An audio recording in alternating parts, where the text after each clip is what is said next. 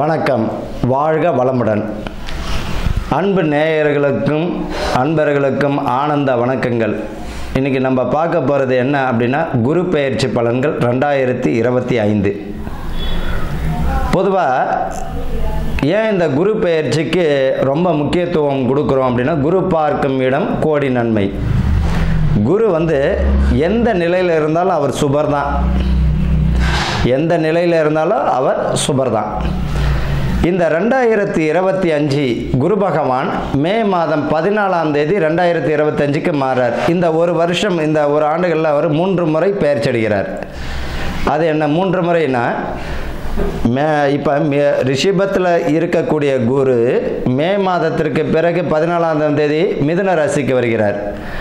மே 14 அன்று குரு என்னது ரிஷபத்திலிருந்து மிதுனத்துக்கு வருகிறார். எப்போ? இரவு 10:37க்கு அவர் மாறுகிறார்.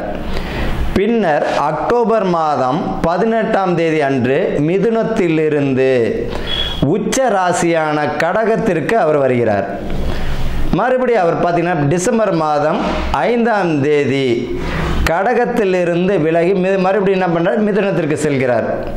இப்போ குரு பகவான் இந்த ஒரு வருஷம் தன்னுடைய பலனை யார் யாருக்கு தரப்போகிறார், எந்தெந்த மாதிரியான பலன்களை தரப்போகிறார் என்றதான் நம்ம பார்க்க போகிறோம்.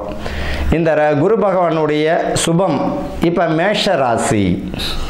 மேஷ ராசிக்கு குரு பகவான் எங்கே வருகிறார் பார்த்தோம்னா, இப்போ மேஷ ராசிக்காரர்கள் பார்த்தீங்கன்னா 7.5 சனியில் ஆரம்பமாக போகுது. சரி, இப்போ குரு எந்த சுபத்தை கொடுக்க போகிறான்றது தான் முக்கியமானது. இந்த மேஷ ராசிக்கு 7.5 சனி வர்றதா இருக்கட்டும். ஆனால் இந்த 2025 இவர்களுக்கு கூறிய ஆண்டு எப்படி இருக்கும்? குரு பகவான் பார்த்தீங்கன்னா மேஷத்திற்கு 3ஆம் இடத்திற்கு, ராசிக்கு அவர் 3ஆம் இடத்துல குரு இருக்கார். அவருடைய பார்வை பாருங்க, மேஷத்திற்கு 7, 9, 11ஆம் இடத்தில் அவருடைய பார்வை. அப்போ மேஷத்திற்கு 7ஆம் இடம், 9ஆம் இடம், 11ஆம் இடம் அவருடைய பார்வை இருக்கும் ராசிக்கு. குரு தான் இருக்கும் இடத்தை விட பார்க்கும் பார்வைக்கு பலம் அதிகம், நன்மையும் தருவார். எந்த நிலையில் இருந்தாலும் அவர் நன்மை தான் தரப்போகிறார். சரி, குரு பகவான் இப்போ என்ன மாதிரியான மேஷத்திற்கு பலனை தருகிறார்? இந்த பணியை பார்த்தீங்கன்னா, பதவி பணி உயர்வு, பணி இடம் மாற்றங்கள் தரக்கூடிய வாய்ப்புகள் இந்த குரு பகவான் உண்டு உத்தியோகர்களுக்கு. அதே போல் பார்த்தீங்கன்னா, இதுக்கு முன்னாடி பார்த்தீங்கன்னா கடன் சுமை அதிகமாக இருந்திருக்கும். அப்போ இவருடைய ராசிக்கு 3ஆம் இடத்துல குரு 7ஆம் இடம், 9ஆம் இடம், 11ஆம் இடத்தையும் பார்வை செய்கிறார்.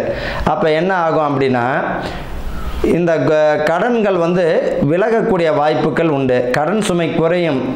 சுபக்கடன் சிலருக்கு பார்த்தா சுப விரயமாக மாறுவதற்கும் நிறைய வாய்ப்புகள் தருவார். வீடு கட்டி கடன் வர்றது, திருமணத்திற்காக கடன் வாங்கிறது, இந்த மாதிரியான சுப விரயங்களுக்கும் பலத்தையும் கொடுக்கக்கூடிய வாய்ப்பு தான் இந்த 2025. நிறைய பேருக்கு வீடு வாசல் கூட அமையறதுக்கு பாக்கியம் இல்லைன்னு ஏங்குறவர்களுக்கெல்லாம் இது அற்புதமான வருஷம்தான். என்ன, இந்த வில்லங்க மட்டும் இடம் வாங்குறீங்க அப்படின்னா கரெக்ஷன் பண்ணிக்கணும். சரியான மண் தான் வாங்குறோமா, வில்லங்க இல்லாமல் இருக்கா, பிரச்சனை இல்லாத மண்ணா, இதை மாதிரியான ஒரு ஆராய்ச்சி செய்து வாங்கும்பொழுது அது சுபமாக தான் இருக்கும். அதே போல் பார்த்தீங்கன்னா, உயர்ந்த கல்வி யோகத்தை நிச்சயமாக தருவார். நல்ல மதிப்பெண்கள் உண்டு. நீங்கள் ஏன் கவலைப்படணும்? ஐயோ புள்ள படிக்கவே இல்லையே, அவர்கள் எந்த அளவிற்கு, ஏன்னா ராசிக்கு 3ஆம் இடம் முயற்சி ஸ்தானத்தையும் அவர் பலத்தை கொடுக்கிறார். அப்போ முயற்சிகள், அவள் மிதுனத்தில் குரு பகவான் இருக்கிற பொழுது முயற்சிகள் பலனை தரும். நல்ல கடுமையான முறையில் அவங்க முயற்சி செஞ்சீங்கனாலே வெற்றியை பெற்றுவிடுவாங்க. மேஷத்திற்கு பார்த்தீங்கன்னா உயர்ந்த கல்வி யோகம் உண்டு. அரசாங்க வேலைக்காக அவர்கள் முயற்சி செய்பவர்களும் அற்புதமான வருஷமாக தான் இந்த குரு பகவான் உங்களுக்கு பலனை வாழி வரங்கிறார். மேஷத்திற்கு பார்த்தீங்கன்னா, மேஷ ராசி அங்கே செவ்வாயுடைய ஆட்சியாக இருக்குது. யூனிஃபார்ம் சம்பந்தப்பட்ட வேலைக்கு ட்ரை பண்ணுறவங்க, போலீஸு, ஆர்மி, நேவி, இந்த மாதிரியான யூனிஃபார்ம் சம்பந்தப்பட்ட வேலைக்கு தயாராகக்கூடியவர்களுக்கெல்லாம் அற்புதமான வருஷம் இந்த 2025. அப்போ இந்த மாதிரியான சுப பலன்களை வெளிநாடுக்காக சிலவங்க ஒரு விஷயத்தை புரிஞ்சுக்கணும். வெளிநாட்டுக்கு ட்ரை பண்ணுறவங்களுக்கு பணம் கொடுக்குறீங்க, பணம் கட்டுறீங்கன்னா அதற்கு முழு பாதுகாப்பு வேணும். பணத்துக்கு நம்பிக்கையான ஆளா, நம்பலாமா? உங்களுடைய முயற்சியில் நீங்கள் முழுமையாக வெற்றி பெறுவீங்க. ஆனால் மற்றவர்களை நம்பி செய்யக்கூடிய காரியத்தில் மிக மிக கவனம் தேவை. ஒரு விஷயத்தை நீங்களாக புகுந்து நீங்களாக பெறணும், நீங்களாக ஏஞ்சி நிற்கணும். இந்த மேஷ ராசியை பொறுத்த வரைக்கும் ஆட்டோடைய குணம் என்ன அப்படின்னா, கீழே இருந்து தாவரத்தை என்ன பண்ணோம், மலை மேலே ஏறும்போது மேலே மேலே தான் ஏறந்தவரை கீழே இறத்திடாது. இவர்களோட ஆட்டினுடைய குணம் இவர்களுக்கு இருக்கும் முயற்சி. ஆடு எப்படி மேலே மேலே மலை மேலே ஏறி ஏறி ஏறி அது உணவை தேடுதோ, அதே போல தான் இவர்களுடைய உழைப்பை நம்பி இவர்கள் மேலே ஏறணுமே தவிர மற்றவர்களை நம்பி இவர்கள் ஏறக்கூடாது. முயற்சி ஸ்தானம், யூனிஃபார்ம் சம்மந்தப்பட்ட வேலைக்கெல்லாம் இவர்கள் ட்ரை பண்ணவங்க சக்ஸஸ் ஆகிடும். ஆனால் மற்றவங்களை நம்பி செய்யக்கூடிய காரியத்துக்கு நீங்கள் தான் பொறுப்பு. கொஞ்சம் கவனம் தேவை. பணம் விஷயத்தில் ரொம்ப கவனமாக தேவை. கடன் வாங்குறீங்க அப்படின்னா சுப விரயமாக இருந்தால் வாங்குங்க. வீடு கட்டி கடன் வர்றதோ, திருமணம் செய்து கடன் வர்றதோ, இந்த மாதிரியான பாக்கியத்துக்கு நீங்கள் செய்யலாமே தவிர தேவையில்லாத கடன் வேண்டாம். இப்போ போதாக்குறைக்கு உங்கள் ராசிக்கே 12ஆம் இடத்துல சனி பகவான் வரப்போகிறார். அப்போ ராகுவும் கூட இருக்கும்போது இந்த மார்ச் ஏப்ரல் மே வரைக்குமே அந்த பாதகம் தரும் இல்லையா, நம்ம அது வரைக்குமா தப்பிக்கணும். அதுக்காக தான் இந்த ஒரு வார்த்தைன்னு சொல்கிறேன். வேலை தேடும் பொழுதும் கொஞ்சம் கவனம் தேவை. அதே போல் அரசு உத்தியோகர்கள் உங்களுடைய முயற்சியில் நீங்கள் எக்ஸாம் எழுதி நீங்கள் உங்களுடைய முன்னேற்றத்தில் நீங்கள் பாருங்கள். பணம் கொடுத்து வேலை தரான் இருக்காங்க. பணம் கொடுத்து செய்யக்கூடிய காரியத்தில் வந்து பார்த்தீங்கன்னா பாதகம்தான் தரும். மிக மிக கவனமாக தேவை. பார்த்து நடந்துக்கணும். உங்களுடைய முயற்சி தான். ஆக மொத்தத்தில் மேஷ ராசிக்கு முயற்சியின் அடிப்படையில் உங்களுடைய முயற்சியில் உங்களுடைய சொந்த முயற்சியில் முன்னேற்றமான சூழலை தரக்கூடிய ஆண்டு தான் இந்த 2025. சரி, பரிகாரம் தான் என்ன? பரிகாரம் ஒன்றும் இல்லை. உங்கள் குடும்பத்தை நீங்கள் பாருங்கள், அதான் பரிகாரம். உங்களுடைய மனைவி, உங்களுடைய பிள்ளைகள், உங்களுடைய பெற்றவங்க, இதுதான் பரிகாரம். இங்கே அன்பு அதிகமாக இருந்துட்டாலே வெளியே பிரகாசமாகிடுவீங்க. இங்கே பிரச்சனை இருக்குன்னா வெளியே உங்களால் பிரகாசம் தர முடியாது. அதனால் உங்கள் கடமையை மட்டும் செய்யுங்க. யாரை நம்பியும் பொறுப்புகள் கொடுக்கறது இதெல்லாம் வேண்டாம். அதை சுய தொழிலில் செய்கிறவங்க மறந்துட்டேன் பாரு, சுய தொழில் கூட்டு தொழில் செய்கிறவங்களும் கொஞ்சம் கவனமாக இருக்கணும்.